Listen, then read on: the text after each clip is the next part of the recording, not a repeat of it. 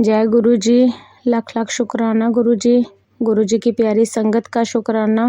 तो कहते हैं कि गुरु जी कहते थे कि सत्संग सुनने वाले का भी कल्याण और सुनाने वाले का भी कल्याण होता है जब कोई किसी का सत्संग सुनता है। तो संगत जी, मैं अपना सत्संग शेयर करना चाहती हूँ। तो हम लोग जम्मू में घर बना रहे हैं। तो जम्मू में जब मैंने घर का काम शुरू किया तो सारा मेरी गुरु जी की कृपा से ही हुआ है, क्योंकि हमारी तो कोई औकात नहीं होती कोई चीज़ बनाने की, कुछ करने की। तो जब हमने घर का काम शुरू किया, उसका बाउंड्री वाल शुरू किया, तो बाउंड्री वाल जिस दिन हमने वो प्लंथ भरवाया और मिस्त्री ने एक एक साइड की दोनों की दीवारें लगा दी। जब फ्रंट की दीवार लगानी थी तो वो थोड़ा एरिया डाउन में था। हम लोगों ने प्लंथ भरा, उस दिन उसकी दीवार नहीं चढ़ी, हम लोग घर आ गए। रात को गुरुजी मुझे सपने में आए और मुझे कहने लगे, मुझे सच में नहीं पता था कि गुरुजी पंजाबी हैं और वो डेठ पंजाबी बोलते हैं। तो गुरुजी ने मुझे आते ही सपने में कहा, पीला चोला पहने हुए थे और उसी प्लंथ के ऊपर चल रहे थे। तो मुझे कहते हैं, कमलिए ऐ की कीता ही तैनू मैं क्या ना, तू इदा ना करी, इत्थे ना दीवार ना चढ़ाई, इत्थे पूरा पूरा प्लंथ भर, कल तेरे काम आऊगा। बस उन्होंने इतनी बात बोली तो मुझे कहते हैं 78 फुट ते सारा है।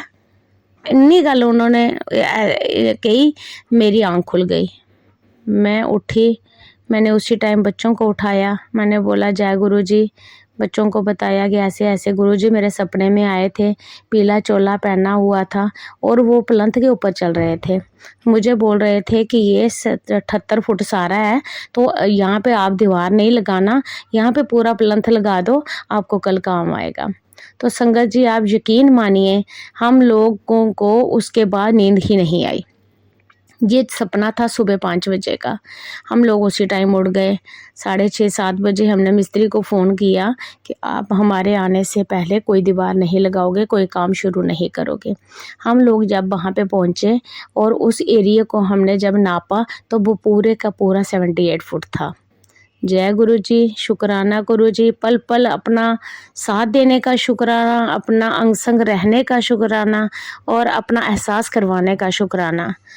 संगत जी, यकीन नहीं था, पता नहीं था गुरुजी के बारे में, और जब से सुना है, जब से विश्वास हुआ है, तो मानो ऐसा लगता है कि सतगुरु हमेशा हमारे अंग संग हैं और हर जगह वो हमारे साथ चलते हैं। कोई भी बात दिल से सच्चे मन से आप भगवान के साथ करके देखिए, वो हमेशा पूरी होती है।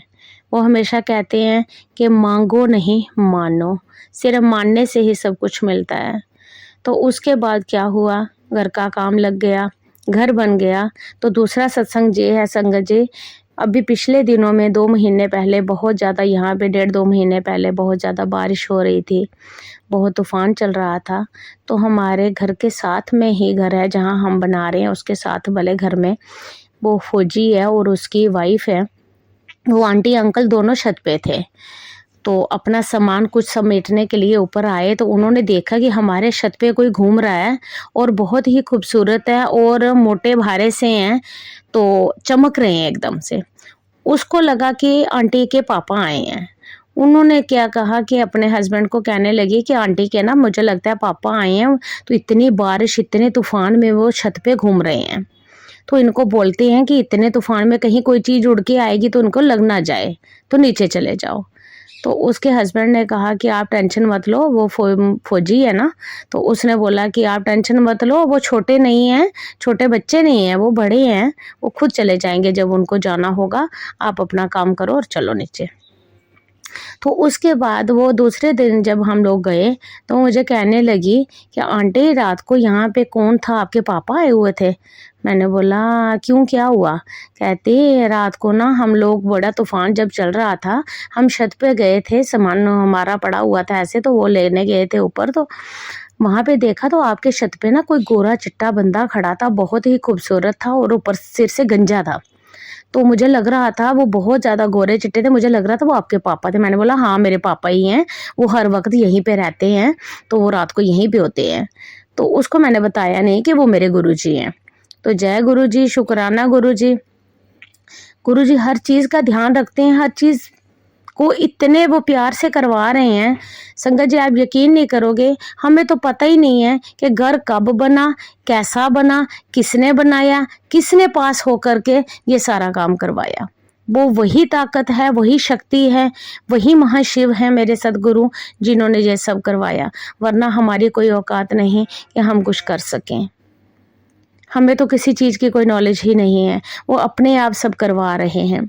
उसके बाद अब का सत्संग मैं आपको फिर से सुनाना चाहती हूँ। तीसरा सत्संग मेरा ये है कि हमने जो लेबर लगाई यहाँ पे, वो लेबर एमपी की है और वो फर्स्ट टाइम आए हैं यहाँ पर, फर्स्ट टाइम आए हैं यहाँ पे जम्मू में। तो उनको जब हमने अपने घर पे छोड़ा तो उन्होंने क्या किया कि घर पे हमारे कमरा साफ किया और वहीं पे रहना शुरू हो गए। अब उनको पता नहीं था कि यहाँ पर गुरुजी हैं। वैसे मैंने छोटे छोटे स्वरूप गुरुजी के वहाँ पे लगा रखे हैं और सारे देखभाल जो है वो गुरुजी ही करते हैं वहाँ पर।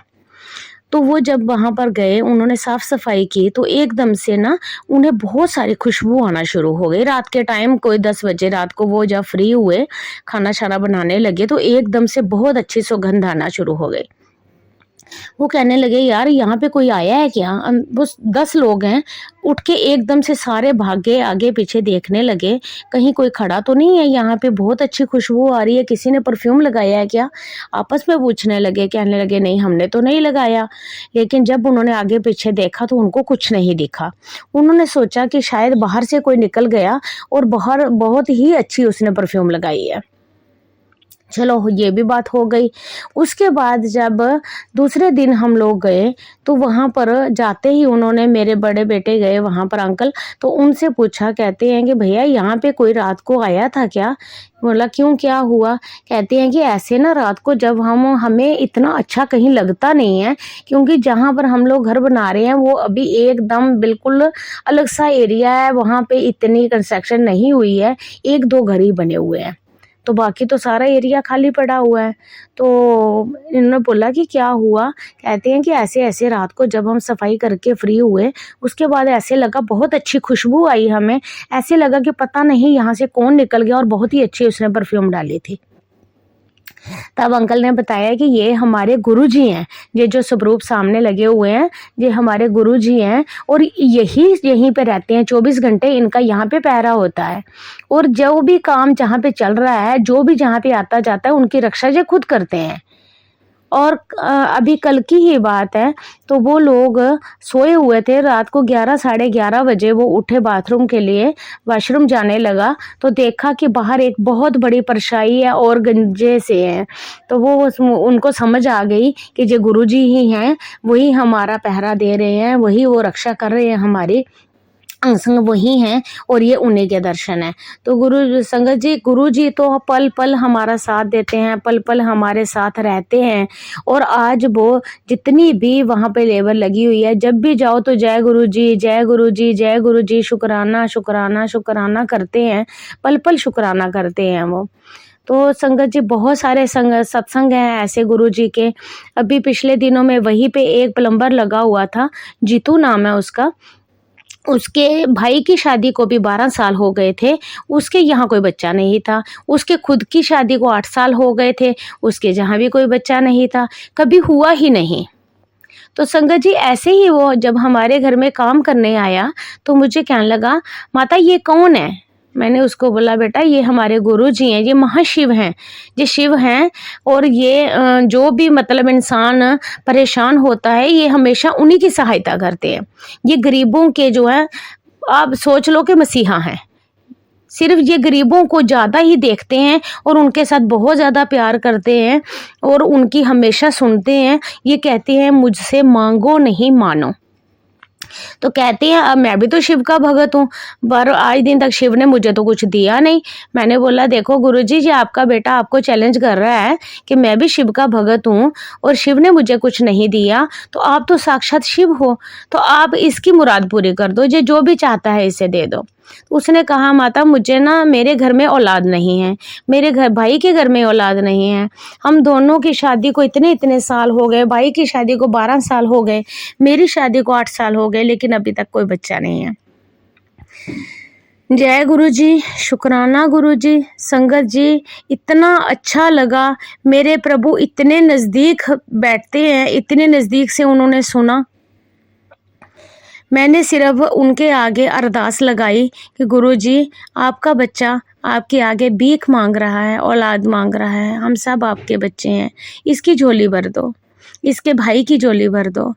लेकिन गुरु जी, मैंने इसकी झोली के लिए कहा कि इसकी झोली भर दो। अगले ही मंथ वो 2 मंथ के बाद वो फिर से वापस आया और संगत जी उसने मुझे बताया कि मेरी बीवी भी और मेरे भाई की बीवी, मेरी भाभी भी दोनों प्रेग्नेंट हैं। जय गुरु जी। उसके बाद 3 महीने के बाद उसकी भाभी बीमार हो गई, उनका मिसकैरेज हो गया, लेकिन उसके घर में खुद बेटी पैदा हुई है। संगत जी, इतनी प्यारी बेटी है, इतनी प्यारी बेटी है कि जिसे देख के मेरा मन खुश हो गया। तो चलो, जो भी दिया सदगुरु ने, बहुत ही अच्छी रहमत की उसने, उसी की रहमत से उसके घर का उसके घर के बाग में फूल खिल गया। तो ऐसे हैं हमारे गुरुजी, ये श्रद्धा और भाव के भूखे हैं। इनको जब भी मानो, प्यार से मानो, मांगो नहीं मानो। तो ये बिन मांगे भी सब देते हैं, ऐसा नहीं है परमपिता को कुछ पता नहीं है। ये साक्षात परमपिता शिव परमात्मा है, इनको सब पता है कब किसको क्या देना है। हमारी मांगें बहुत बड़ी हैं, लेकिन देने वाला जो है उसकी रहमतें उससे भी हज़ारों करोड़ों गुना बड़ी हैं। संगत जी, गुरु जी कहते हैं कि आप वो चीज़ मांग लेते हो कई बार जो चीज़ आपके पास रहने वाली नहीं होती, जो चीज़ आपको नुकसान दे सकती है। इसलिए मैं आपको वो चीज़ दूंगा जो आपके पास हमेशा रहने वाली होगी, और जब दूंगा तब दूंगा जब मुझे लगेगा कि अब इसको ये चीज़ की ज़रूरत है और मुझे इसको ये चीज़ देनी है। मांगने से मिल तो जाता है, लेकिन वो हमारे पास टिकता नहीं। इसलिए जो भी करना है गुरुजी पर विश्वास रख के करिए। जो भी देना है उसने अपने आप दे देना है, हमें मांगने की ज़रूरत नहीं है। तो जय गुरु जी, शुक्राना गुरु जी, शुक्राना मेरे प्यारे सतगुरु, ये सत्संग करवाने का शुक्राना, पल पल शुक्राना, आपके हर एक रहमो करम का शुक्राना। सतगुरु ऐसे ही अपने चरणों के साथ जोड़ के रखना, शक्ति भाव देना, हमेशा हमें शक्ति देना, इज्जत देना और अपने चरणों के साथ जोड़ के रखना।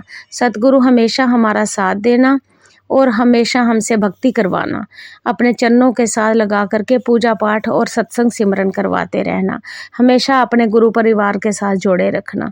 जय गुरु जी, शुक्राना शुक्राना शुक्राना सतगुरु, धन धन गुरु जी, वाह वाह गुरु जी, शुक्राना प्यारी संगत जी, शुक्राना। जय गुरु जी।